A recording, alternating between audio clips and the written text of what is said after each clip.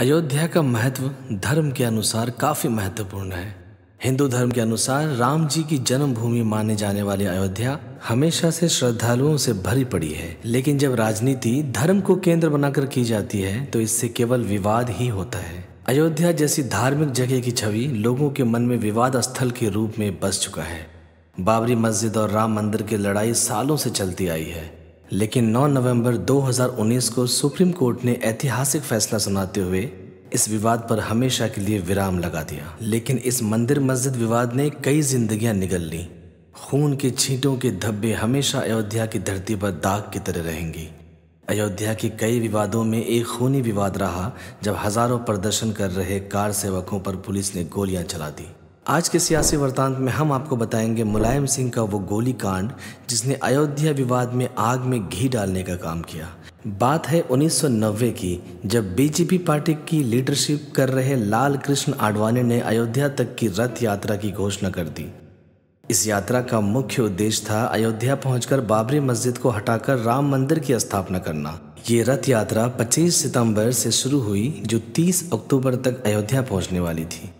इस रथ यात्रा के समर्थन लाखों राम जी के चाहने वाले अयोध्या की तरफ कूच करने लगे। देश में माहौल गर्म होने लगा था। सांप्रदायिक माहौल खराब न हो, इस वजह से बिहार में लालू प्रसाद के आदेश पे आडवाणी को 23 अक्टूबर को ही गिरफ्तार कर लिया गया। परिणाम और उल्टा हुआ।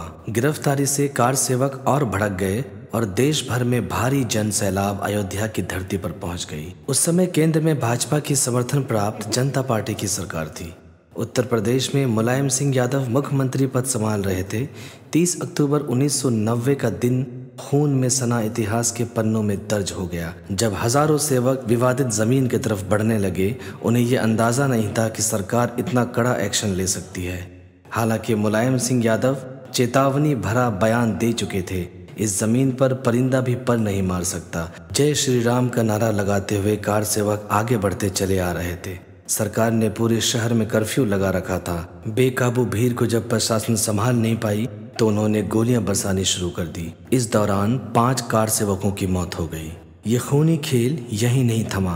कार सेवकों की मौत ने भीड़ को और बेकाबू बना दिया।